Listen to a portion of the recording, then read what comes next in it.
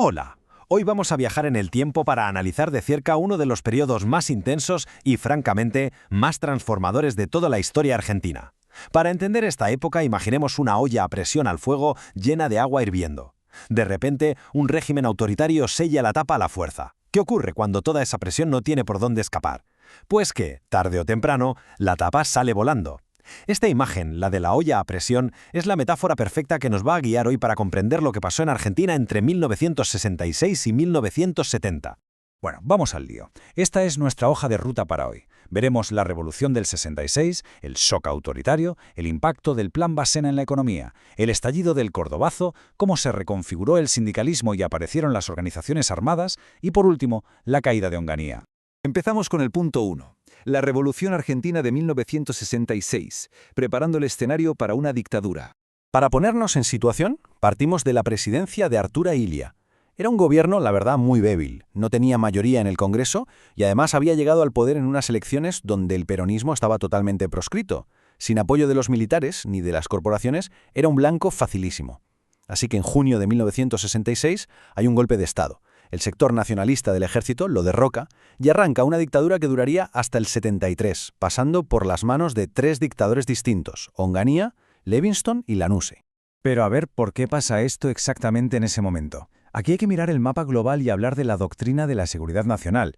Después de la Revolución Cubana, Estados Unidos lanza en el 65 esta estrategia para toda América Latina. El mensaje era muy claro. Las Fuerzas Armadas tenían que intervenir para aniquilar a lo que llamaban el enemigo interno, es decir, el comunismo. Y ojo a este detalle, que es absolutamente clave.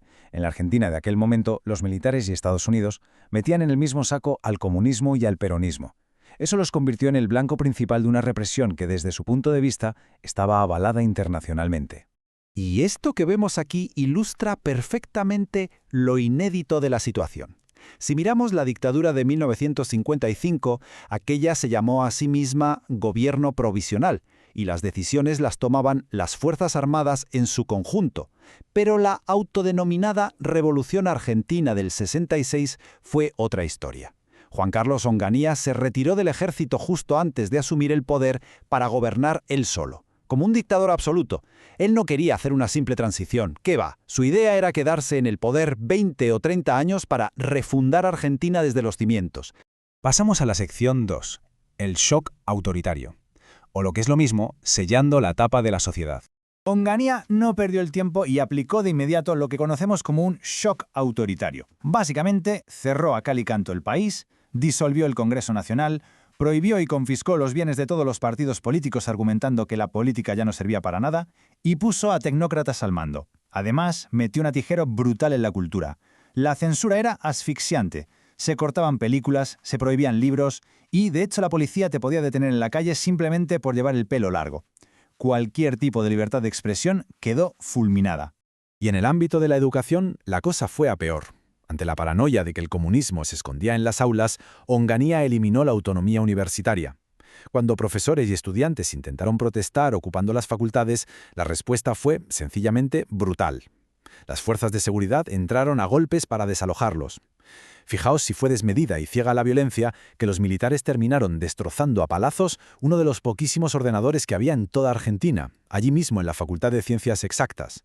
Como os podéis imaginar, esto provocó una inmensa fuga de cerebros al extranjero. Vamos con el punto 3. Economía. El Plan Basena. Aumentando la temperatura de esa olla. El ministro de Economía, Adalbert Basena, sacó adelante un plan de corte muy liberal basado en el recorte drástico de gastos. De la noche a la mañana, congeló los salarios y devaluó la moneda un 40%. Esto, por supuesto, benefició muchísimo a la oligarquía agroexportadora, pero hundió el poder adquisitivo de la clase trabajadora. Y no se quedó ahí.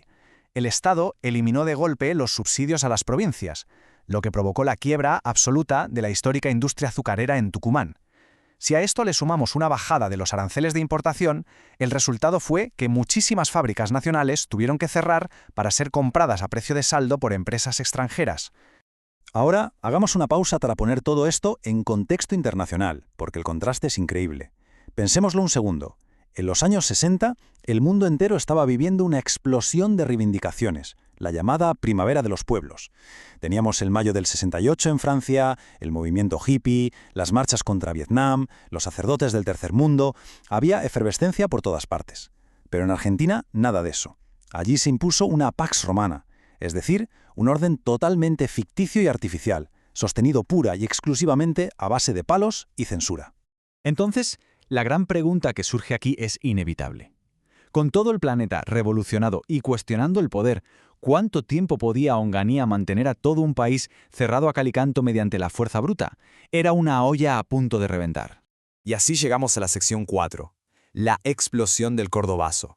La tapa, literalmente, vuela por los aires. Para hacernos una idea real del tamaño de este estallido, prestemos atención a esta frase del historiador Luis Alberto Romero. Dice que el Cordobazo solo se puede comparar con hitos gigantescos como la Semana Trágica del 19 o el 17 de octubre del 45. Y tiene razón, porque no fue una simple huelga laboral. Fue una revuelta urbana a gran escala que desbordó por completo todo el aparato represivo del Estado. Fue el día que la ilusión de paz de Onganía se hizo añicos. Veamos cómo se fue calentando la cosa paso a paso.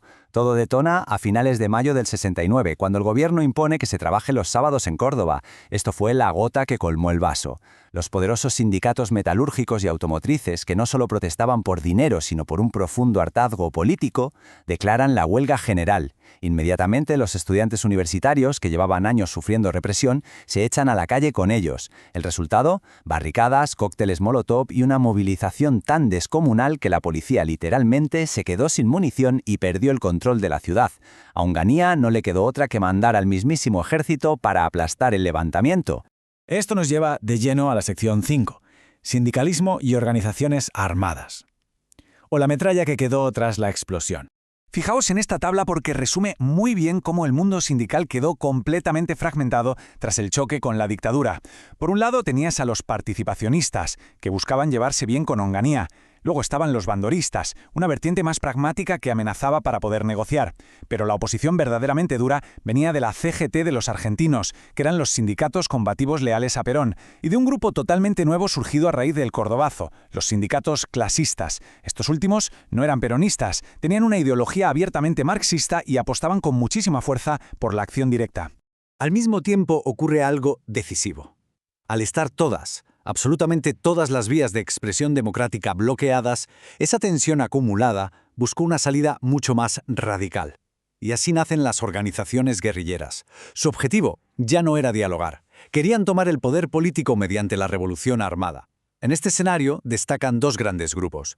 Por una parte, montoneros, con fuertes raíces en la juventud católica y una lealtad absoluta al peronismo. Y por otra el RP, el Ejército Revolucionario del Pueblo, que era de corte comunista y no peronista. Ambos grupos comenzaron a operar con asaltos y acciones de violencia política continuada. Finalmente, llegamos a la sección 6, la caída de Onganía, el principio del fin del dictador.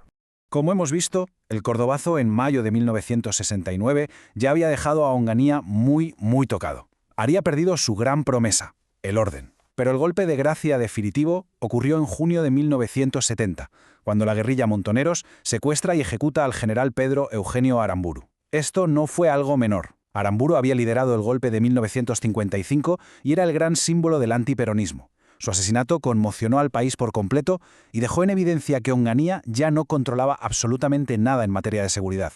Eso forzó su destitución fulminante y la entrada de un nuevo dictador. Y así se cerró la era de Juan Carlos Onganía, un periodo que empezó con promesas de un orden de 20 años y que, literalmente, acabó en llamas. Al mirar atrás y repasar todo esto nos queda una reflexión inevitable. Cuando se cortan de raíz todas las vías legales y democráticas y se somete a una sociedad a la dinámica de una olla a presión, cuando finalmente ocurre la explosión, esa violencia resultante marca el futuro y hace imposible volver a la paz. Es una reflexión dura pero absolutamente vital para entender las cicatrices que deja el autoritarismo. Muchísimas gracias por acompañarnos en esta exploración histórica y nos vemos en el próximo análisis.